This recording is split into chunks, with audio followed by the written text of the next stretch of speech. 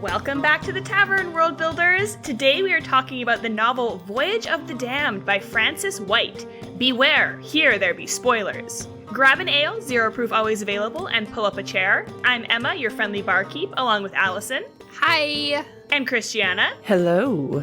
And we are so happy to have you here. Cheers! Cheers! A brief description for any of you who have not read this novel. Ganymedes, or D. Pissarro, is the heir to the lowly fish province of Concordia. He's also a class clown and a disappointment to his father. He is forced to go on a 12-day voyage with the 11 other heirs to the sacred goddess's mountain as a rite of passage. However, on the first day of the voyage, the beloved heir to the most powerful dragon province is murdered. Stuck at sea, surrounded by people with powerful magic abilities, and he hasn't got one, shh, it's a secret, D wants to know who did it.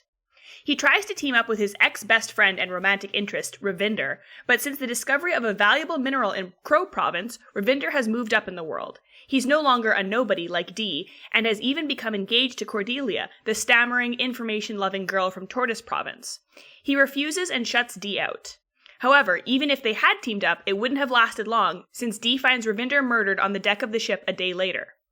Overcome with grief, Dee teams up with the youngest heir, known as Grasshopper, and Wyatt from the Bear Province to try to gather information. Knowing each of the heirs' magical gift would be helpful to determine how the victims were overpowered, but these abilities are closely guarded secrets. He knows that Grasshopper can turn invisible and Jasper from Ox Province can breathe fire, but that's about it. As more heirs get picked off, Dee wrestles with his own depression and sense of self-worth. At a crucial moment, he decides he wants to live, and his own blessing manifests. Water breathing! Da-da-da-da! He realizes who the murderers are almost too late. It was tricky because it was actually two heirs responsible. What a twist! Leofric from Tiger Province, who can do invisible damage, and Cordelia, who can negate the heir's magical powers. And in yet another twist, Ravinder turns out not to be dead at all, but has been posing as Wyatt with his own superpower. He had changed his mind about helping the murderers and had been on Dee's side the whole time. After taking out Leofric, Dee and Ravinder trick Cordelia into traveling up the goddess's mountain with her, where she is planning to steal all the powers of those they've killed. But, you guessed it, Dee takes the powers instead. Unlike what Cordelia had planned, he uses the powers to unite the kingdom. And they all lived happily ever after. As far as we know. As far as we know. With that, let's jump right into Happy Hour. So, Allison, this was your pick for the podcast. Would you like to tell us why you selected this novel for us to read and a little bit about your impressions of it the first time you read it? I love a genre blend. So, murder mystery aboard a fantasy cruise ship sounded really fun to me. So that just got me to read it in the first place. And then I just love a voicey novel.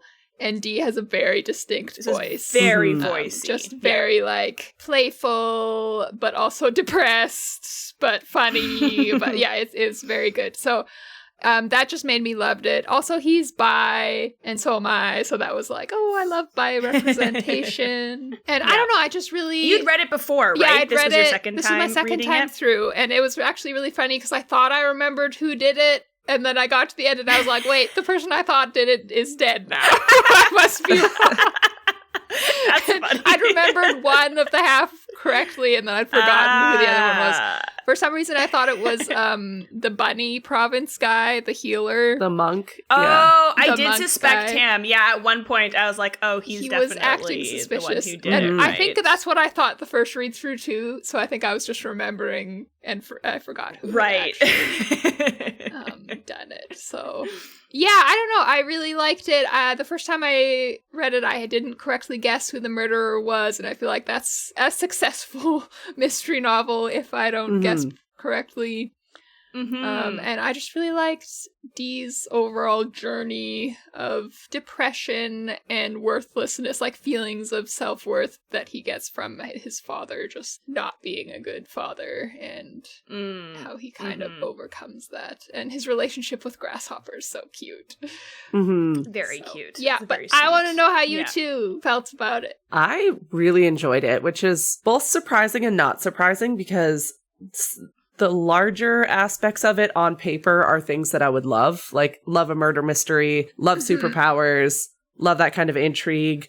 all that stuff. But then also on paper, I do not like little kid sidekicks. I don't like, you know what I mean? Like there was like also quite a few things working against it, but I really, really ended up enjoying it. I had a ton of fun with it. Like Yay! I was telling my spouse, like, I don't think it's like a Pulitzer Prize winner or anything like that. Obviously, No, it's just a very fun It's just book, good. right? It's just like, fun. Yeah.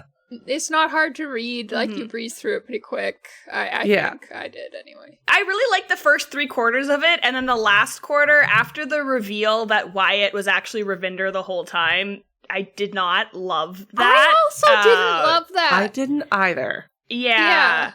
No. So then after that, I was like, oh, I don't like this as much. So, but it was fun. I'm glad I read it. I don't know if it'd be one that I would read again. Like I do reread novels that I love, and I don't think I would reread this one, but I'm also like, that was fun. I'm glad I read it. Yeah. So should we talk about why we didn't like that at the end? Should we do that more? Is that more of a tavern talk? Or is that more of a... That might be more of a tavern talk. Let's save it. But it sounds like maybe we're ready to hop on over to there. So let's go to tavern talk.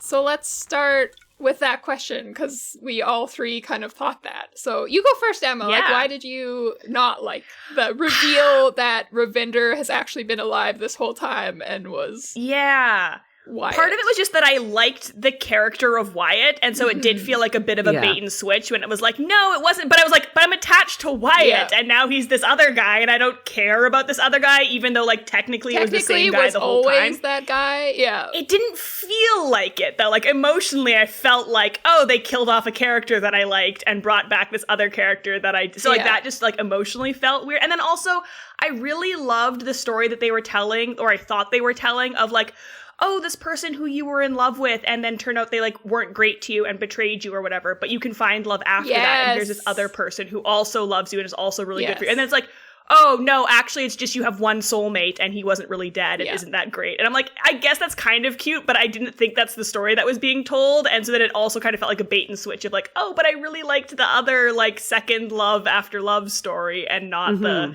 fated soulmate story. So that was just why I love it. I think the twist was good though. It made sense and like it lined up really well. So like technically it was executed well, but emotionally it didn't land for me. Yeah, I agree with you on every single thing you said. I just felt like kind of like lied to, but also that Dee didn't have a big enough response to that.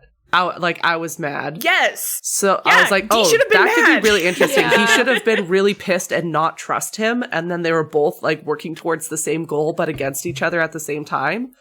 I think that could have been interesting. Where it's like, we're both trying to solve this murder, but you just proved that you're willing to lie to me and manipulate me emotionally. Why should I trust anything that you're saying right now? Kind of thing.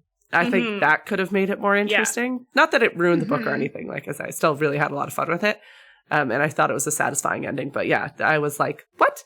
No. You should be so mad right now, Dee. Yeah. And he was like slightly, there was like 2 sentences where he was kind of annoyed. And then he was immediately just like, oh no, I totally trust you and love you and everything's great. I'm like, it's always him. And I was like, no, I'd be raging. Yeah. I'd throw him off the side of the boat. Yeah.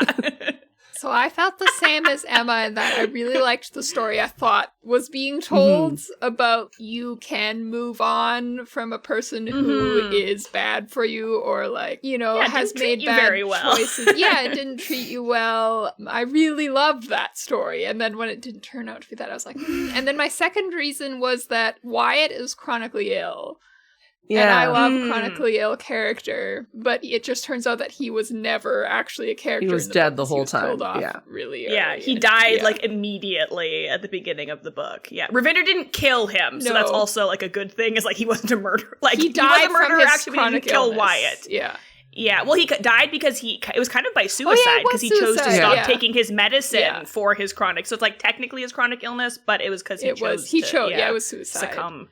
Yeah. And so I was a little disappointed about that. Ravinder/Wyatt kind of seems still chronically ill because it takes a lot of energy for Ravinder to use his powers to appear as Wyatt. So it kind of, but that's not really the same thing. And I would have liked to have Wyatt as a character. So that's another reason I was kind of disappointed with that. Yeah.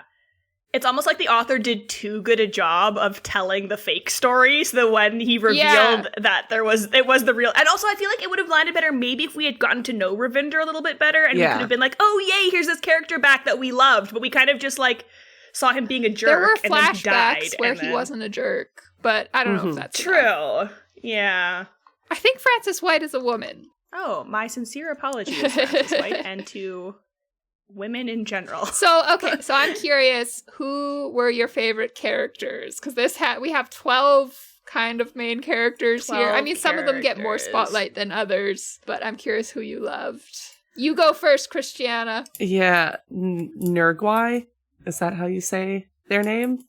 Oh, is that the spider? I was saying it Nurgwai, but it could be either. Yeah. The shisty non-binary spider. I was like, I relate to that. The spider province. Yeah. But I like how they were great. They were so vindictive in the end, where it's like, cut off your finger and I won't spill your secrets.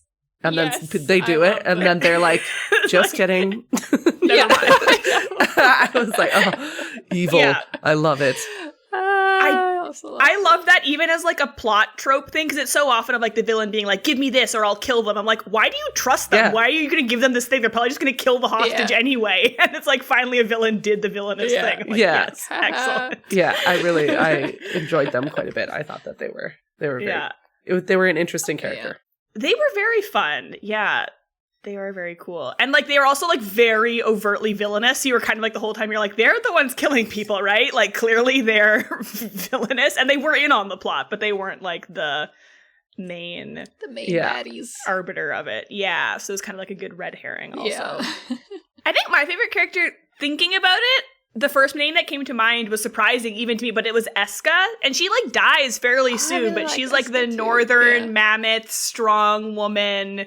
And everyone thinks about she's the murderer at first because she's like the one who kind of keeps separate from everyone. Yeah, she's just kind of like gruff and no nonsense. She kind of reminded me of Katya from Dungeon Crawler Carl. Maybe that's why. In later books, at first she's very timid, but she kind of like gets into even that same with her sort magical of, like, ability of like kind of. Right? Big and so strong. maybe that's why. Yeah. And Wyatt. Fake Wyatt, I guess, would be my fake Wyatt. Or fake Ravinder. Fake Ravinder. Yeah. That guy. So surprisingly, I actually really liked Eudora, the heir to the Dragon Province. She was nice, yeah. I really liked how the author made you intrigued by her and like her in such a short amount of time, because she's the very first one to get married. She's the very first one to get murdered. So you don't get a lot of time with her. Like, Dee has one conversation with her, and then she's dead. And I'm like, I really liked her. I kind of wished I got to know her more. And I'm always impressed with an author that can do that. Because so often it's like, well, I don't care about this character, and they're dead. And it's like, well, whatever. And now it's like, oh, it feels like a real person was cut off too soon, which is how a murder should feel, you know? Yeah. Yeah. Yeah, I was genuinely sad when she died, and you're right, it's like one convo, and then you're like, oh no. Yes. So, yeah. Yeah. I was kind of hoping that hers would turn out to be like a fake out or something, and she would actually be alive in the end, but she wasn't. It was Ravinder instead. Unfortunately. I mean, he's fine. He's fine. I also really liked Tendai from Elephant Province. She's in a wheelchair. Tendai was interesting. Yeah. And she's kind of like having none of this nonsense, which I appreciate. She just kind of stays out of it and manages to be one of the very few people who survives at the end. Showing us all the valuable lesson of minding your business. I liked Cordelia for a minute. You know, I like Cordelia as a villain. I think Cordelia is a great villain. Yeah. She's sort of not your standard villain personality. So yeah. Honestly, all the characters were like pretty. They were very like she does a really good job of writing character, I think, because they are all very distinct. They all had very, like, you know who these characters are. They're very well established, and you like all of them for kind of different reasons. Even the villains were likable in a way as villains. Maybe not likable, but you can understand their motivations. Like, she kind of goes into backstories of all the characters, and you're like, oh, I see why that character is so mean and angry now, you know? Yeah. That was actually in my notes. There are so many characters. There are 12 to keep track of almost immediately. Like, 12 isn't that big a number in the big scheme of things, but when you're like, all at once. Okay, here's 12 right now. Remember their names and care about them because they're going to start dying. That can be really hard. And they're all in conversation at the same time. Yeah, and I wrote an article on this last year about how this specific author in this book introduces characters and how it's such a good job, because beginning authors will tend to just introduce a bunch of characters at once just by physical characteristics. These characters have very distinct physical, like one of them has a tiger tattoo, one of them's in a wheelchair. You know, they are very distinct, but those aren't enough details for readers to really latch on when you're told 12 at once.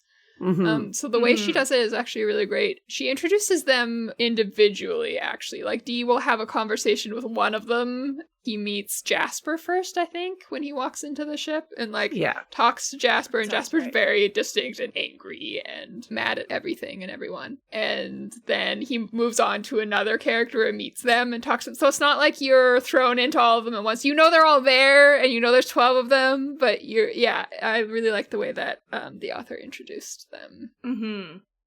And there's like also a good reason for why Dee would be sort of, because he doesn't have a power, he doesn't want to be part of this council because he's had to lie to people forever and pretend that he has this gift in order to rule his province. So he's basically trying to get them to kick him out by being as unlikable as possible. So he has a reason to be like focusing on each person and thinking about like, okay, this person's like this, so I need to push their buttons like that too. So it never feels shoehorned for him to be thinking like, you know, basically giving, it's almost like a tiny info dump, like a paragraph of info just about each individual character, but it's totally justified by the narrative and by what the characters' motivations are, which is really good storytelling. Yeah. And then I had mentioned voice earlier, so I thought we might want to go into what exactly is voice, because I often see authors asking, what is voice? How do I get it? Like, how do I do it? So what do you two think? How did voice show up in this novel? How would you replicate something like that? I think this is a really good example, too, of being able to differentiate between characters, like in voices, like through dialogue. Like each character did, to some extent, kind of speak in their own recognizable way. But there was still that consistent through line of all of that being interpreted through the character who has a very specific voice. So it never felt like you were jumping around too much. Although you could definitely, it wasn't like a cookie cutter, each character talks the same way kind of thing. There was a lot of variation. It still felt incredibly consistent despite the number of characters. Yeah, because it's always filtered through Dee. Through Dee, at the same time, they're all different, We described this in the beginning as being a voicey novel because every novel or every book sort of has a voice, like the character or the narrator, but like voicey is a different thing as well. And I feel like voicey, it almost tends to be more like sarcastic characters. Like you don't typically say that a novel is voicey if the character is very dry or very solemn, right? It's only when they're that kind of like punchy, sarcastic sort of thing, like that tends to be labeled as voicey. Does that, like, ring true for you guys? Or, like, what do you... I think of voice as just a very strong personality. Yeah. And often it is that sarcastic one, but it doesn't have to be. I'm thinking of Katniss from the Hunger Games is not voicey, because you're almost supposed to be putting yourself in her shoes and experiencing things so much through her eyes that you almost feel like you are her. So it's sort of a tough line to walk when you're doing that, because you still want the character to have some personality. But then, say you have a Leslie Knope from Parks and Rec, who's just oozing personality. A book narrated by her. And she's not sarcastic. She's bubbly and friendly and happy and obsessed with her job and a people pleaser. And I would say that would be voicey, too, even though it's not necessarily... sarcastic. But it's still in that like comedic realm, right? Like, can you have a serious voicey I think so. I mean, book? I think Hemingway is really voicey in its own way. Oh, that's true. Because I interpret voicey to mean that it's quite distinct. And generally, to me, voicey means it might be polarizing, right? Like Chuck Tingle, I think, is a pretty voicey author. He has a really particular way of writing and portraying things. And I think that's kind of voicey in the sense of like, I don't think everyone would like it because it's a particular kind of approach. So we read a Chuck Tingle novel last time, and she wasn't, the main character wasn't sarcastic. She was deeply depressed, but but I don't know, because I wouldn't call that voicey. And from what I hear people calling books voicey, Yeah, because it seems to have almost taken on its own, because like every book has a voice, and I think, and some are very strong, but not all of them are voice. Like, for example, like Jeff Vandermeer, even like his character when we read his book was very distinct, and the voice had a very, but like you wouldn't call that a voicey novel. No. Mm-hmm. Yeah. Right? Like having a strong voice and voicey are not necessarily the same. Maybe I'm taking us down a rabbit hole. I was just thinking about it because we were talking about voicey and voices and stuff. But they're good questions. And I don't think we have to answer it. Yeah, it might be the difference between the literal and the colloquial definition, right? Yeah. Yeah, it could also be that like the ones that tend to stick out the most are those sarcastic, like comedic ones, because those tend to be very strong. So maybe just kind of like that's generally what's called voicey, even if it's not all encompassing of what voicey could be.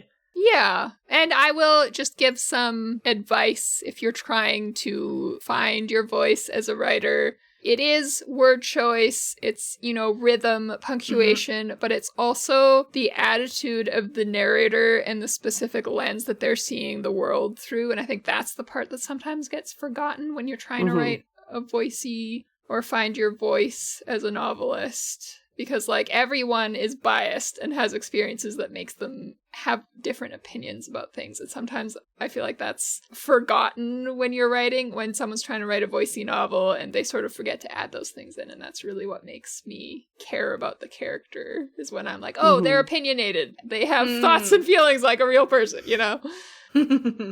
So, yeah. Another thing I liked about the characters was the representation in this novel. We had some disabilities. We had one character in a wheelchair, one character with a chronic illness who died very, very quickly, unfortunately. And was still sort of represented. Sort of. Although not. Yeah, I don't know.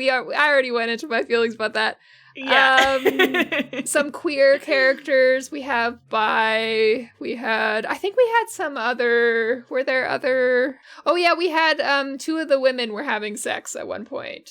Yeah, and right. Nurgwai was asexual, I believe. Oh yeah, I love that. I really appreciate, always appreciate diversity. And it wasn't unusual in this world. It was just like, this is normal, which I like. Yeah. Because that wasn't really the story that was being told, wasn't about like... Yes. Yeah. Well, there was a little bit, like, there's a one-off comment of how the heirs typically, like, you were allowed to do whatever you wanted, but when it was time to get married, you had to, like, marry because they needed children. Because they needed You children, could have heirs. Yeah, it was kind of the... So it was less a, like, orientation prejudice and more of a, like, dynastic we want to pass off this magical gift, so you have to have children. Which is...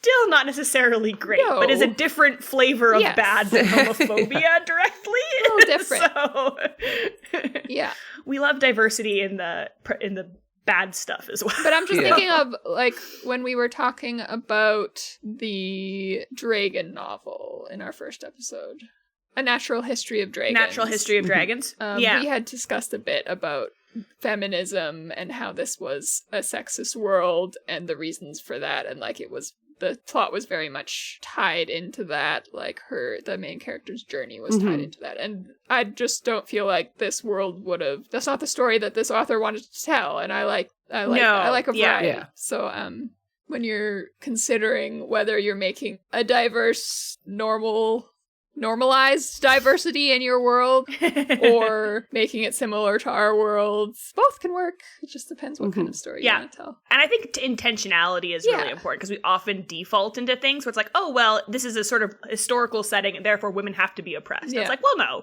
you can if that's a story you're telling, but you also don't have to, and we should just be intentional about while we write things and not just kind of like default as much as possible. Because that's the fun about world building, right? You get to do whatever you want. We're big on intentionality in this podcast. I think it makes all the difference. 2026, the year of the intention. Yes.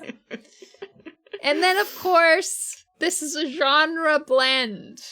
So we've talked about a genre blend in the past. In last season, I believe, we talked about Someone You Can Build a Nest In by John Wiswell, which was a horror romance. And we felt that book leaned more into the romance than the horror, and that was one of the reasons I didn't like it as much as I wanted to. So I'm curious what your thoughts were about this as a blending of these two genres. How did it work? Was it leaning into one more than the other? What do you guys think?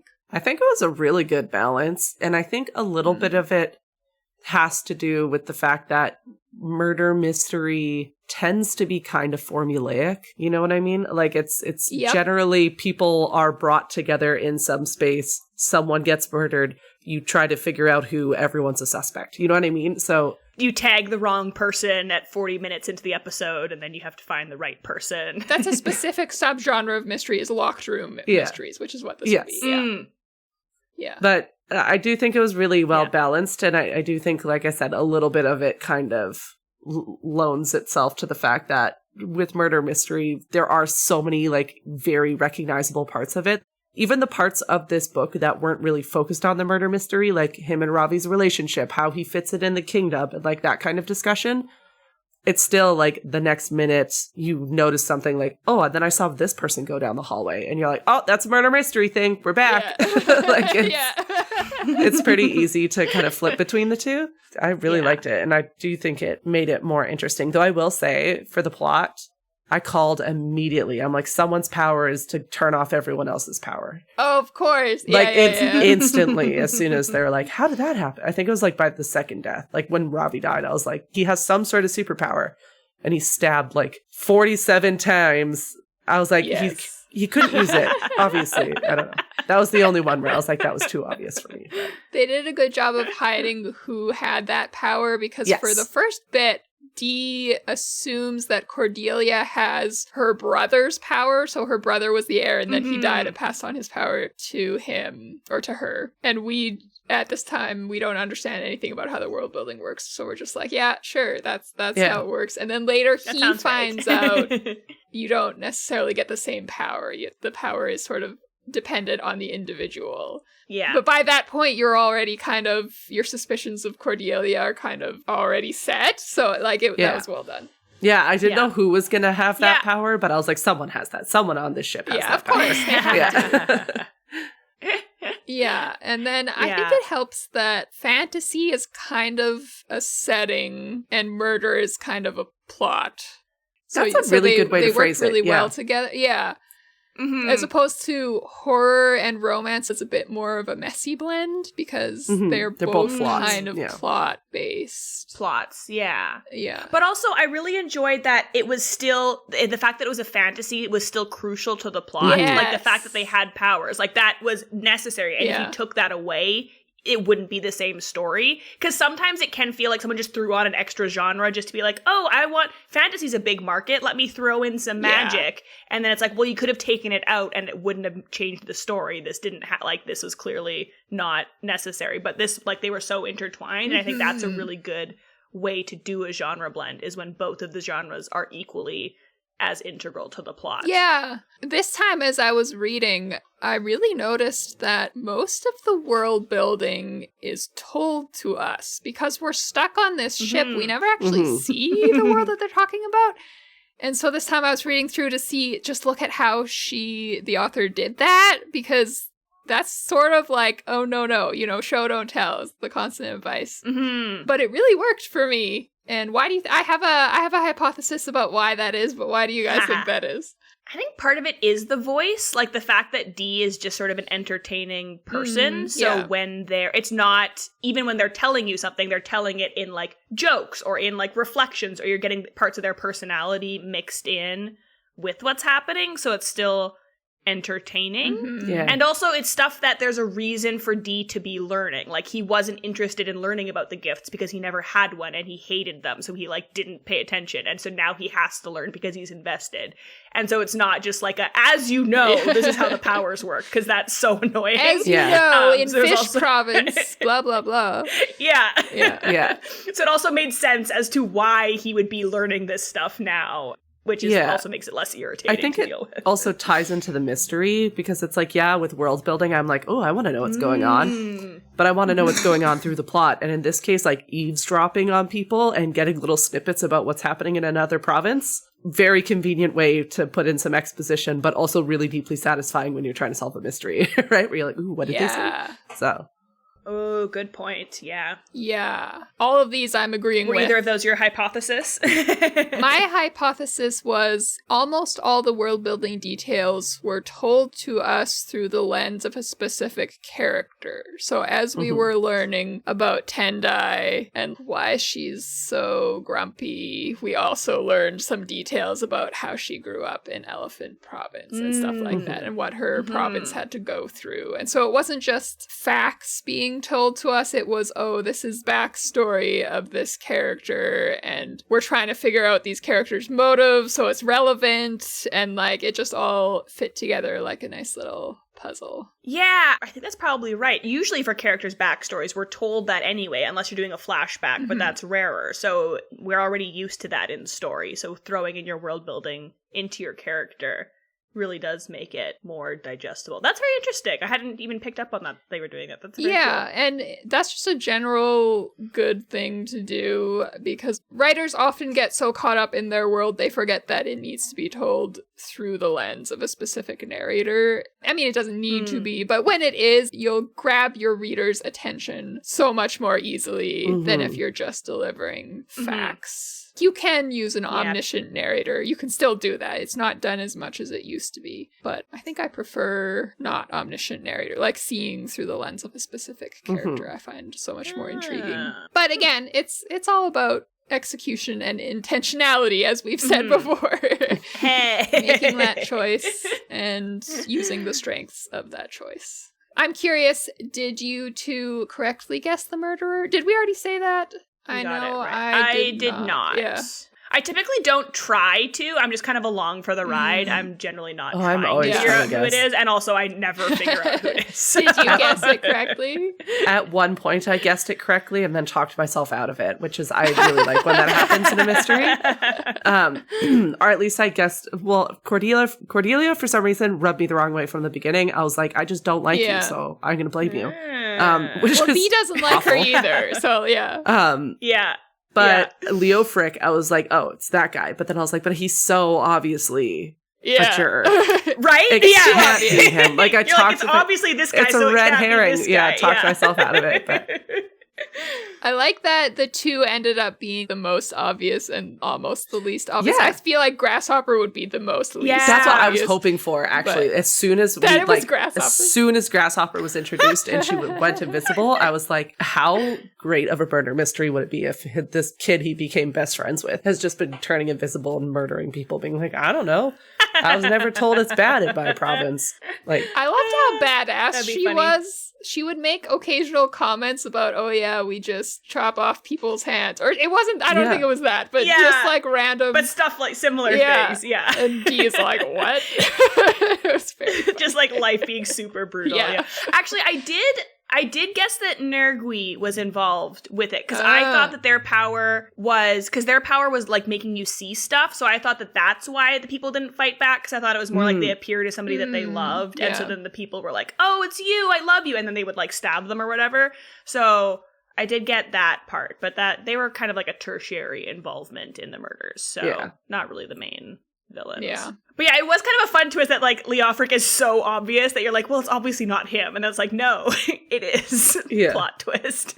I didn't think it was him because he seemed so devoted to the Empress to be. Eudora. Yeah, he seemed so devoted to Eudora that I wasn't suspicious of him for a long time, because like, well, why would he? Yeah, it's all about motive. He didn't seem to have a motive. But I loved Dee's murder board that he made. All his different suspects, and then he made it enchanted so people who came in saw it as a picture of the naked emperor or something. Yes. Yeah. And then in the end, it did turn out that Leofric did have a motive. It was just that he loved the Cordelia's dead brother more than the Empress, and so like that was good motive. I liked. I really liked Cordelia. Just her innocence plus vindictiveness plus selfishness. It worked for me. Like it was very unusual. She was oddly realistic. You know what I mean? I feel like everyone in their life has encountered someone who's like been hurt and then is just going about it in the most self-destructive and frustrating way possible, where you're like, oh my god, stop. Yeah. But you can't. Like, yeah, they got to work through it themselves. What's the worst way you could handle yeah. grief? Yeah. Or the most selfish way to, like, just hurting everyone around you. Yeah, it was definitely realistic.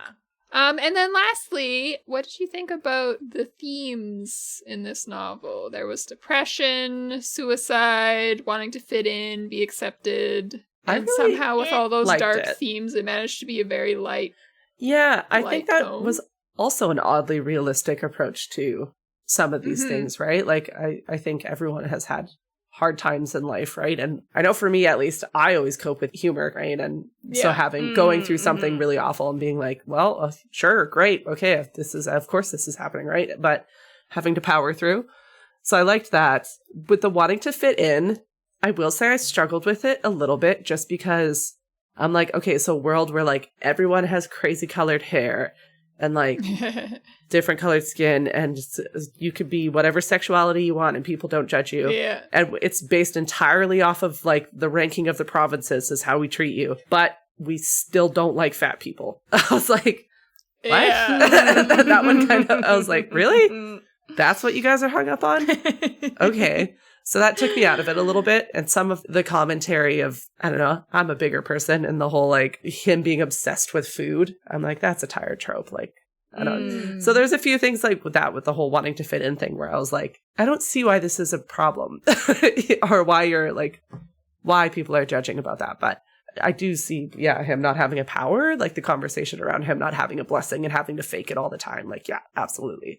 There's a lot of strong allegory there for sure.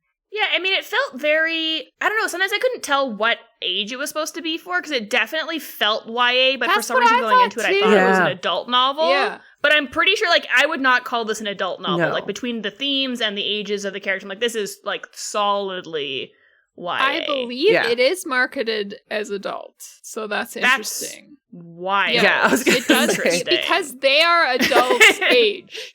D is 21 or something? 23, they say the ages at some point. Yeah.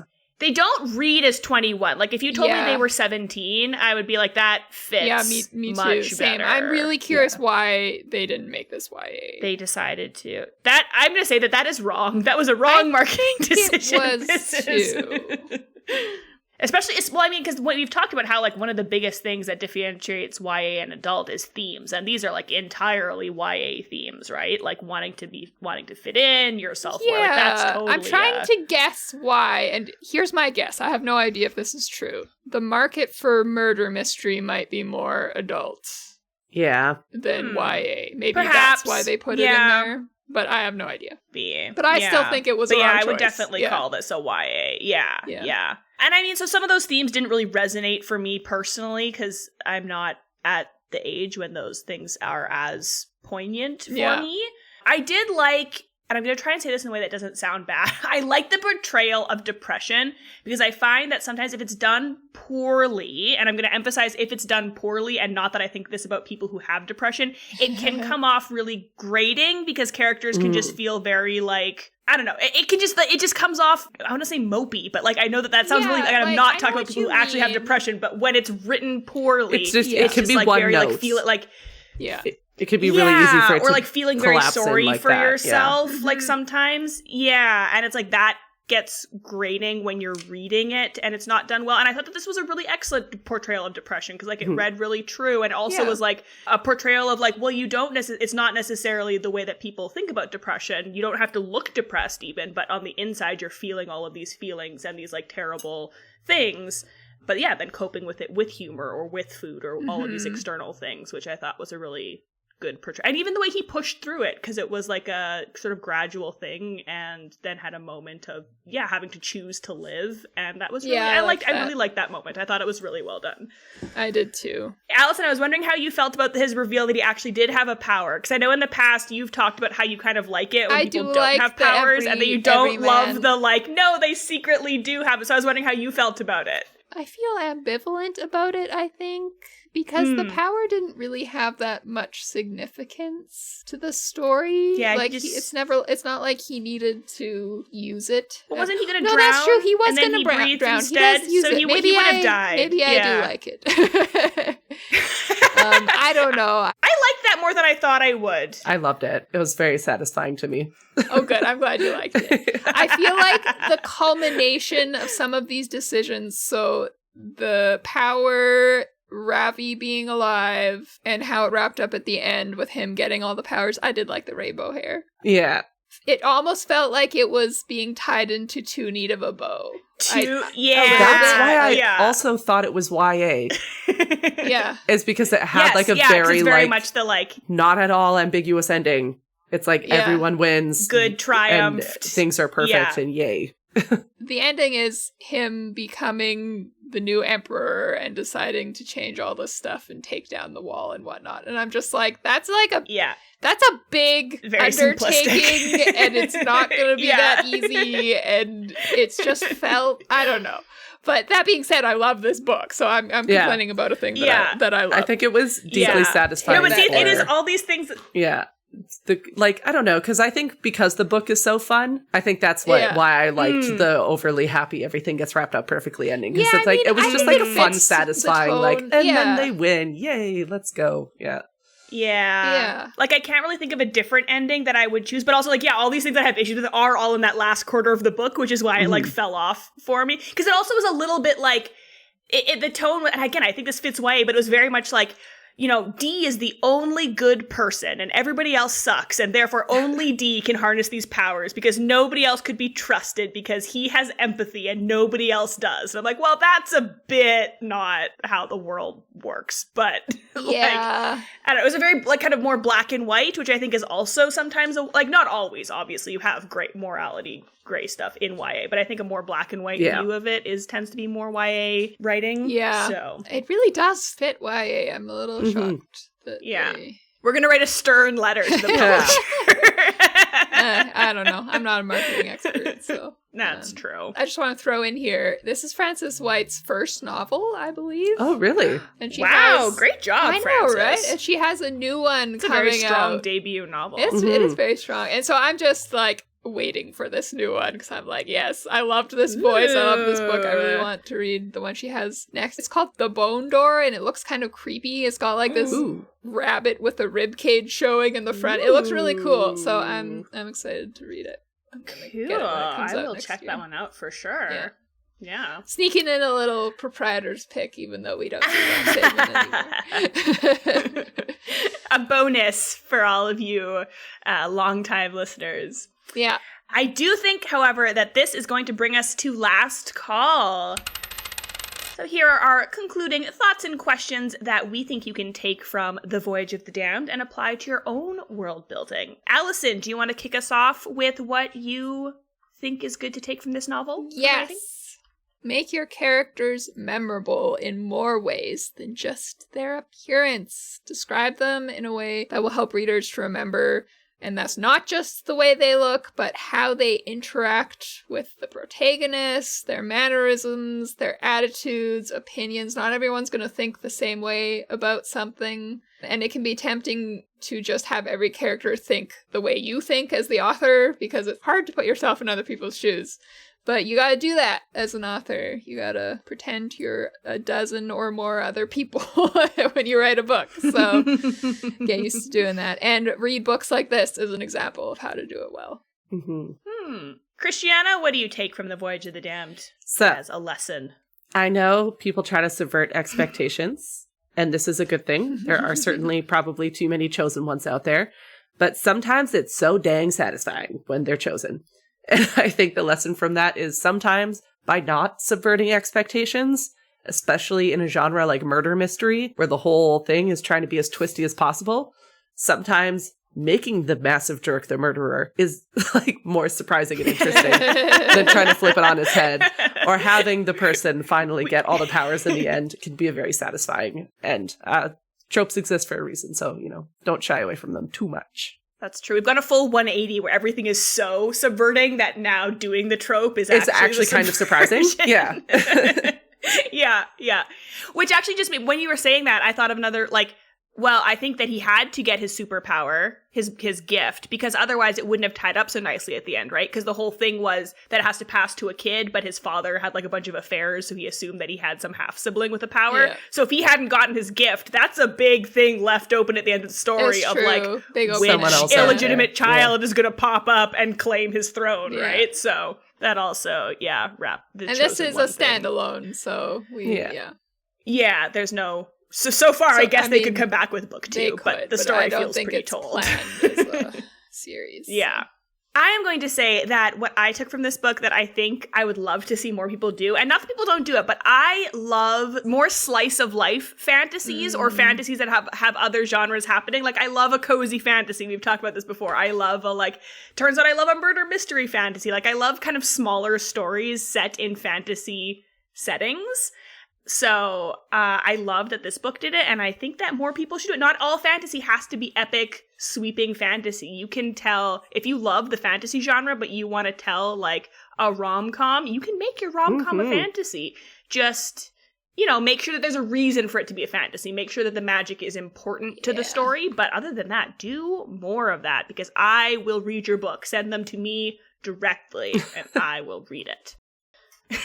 That's a threat. Emma's pointing at herself vigorously in our video feed that you listeners can't see. Stab myself in the eye. Well, having brilliantly concluded with those thoughts and questions, our last segment is Proprietor's Peak.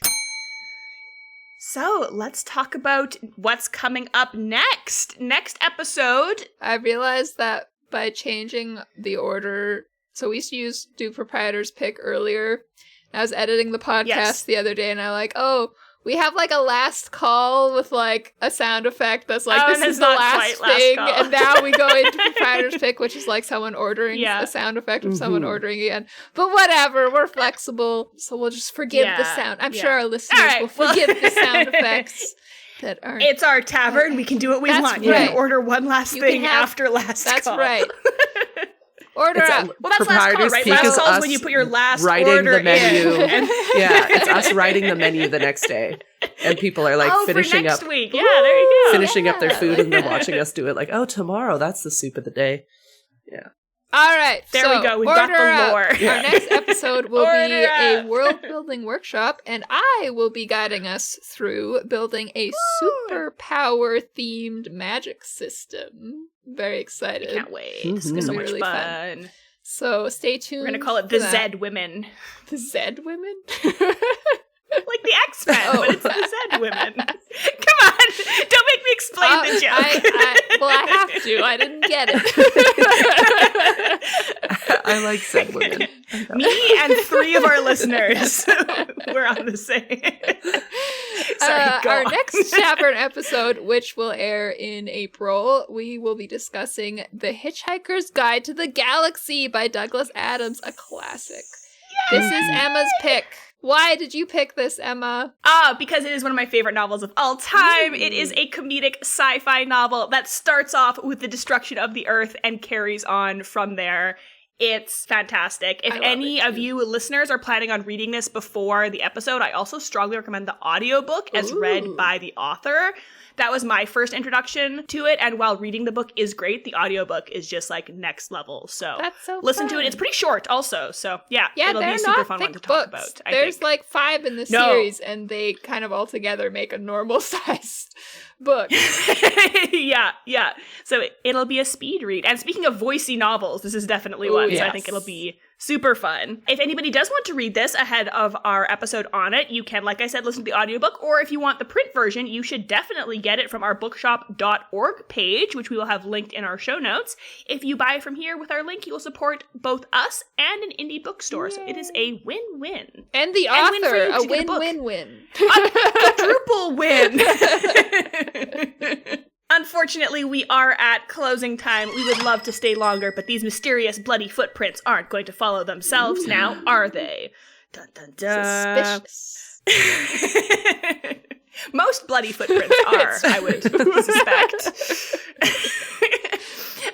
Support the podcast by joining our Patreon, where you can access bonus world-building workshop episodes from seasons past. A free way to show us love is by leaving a review on Apple Podcasts or your podcatcher of choice. Tell us how much you love us. We would love to hear it. Or if you have feedback on how to improve, we would also love that.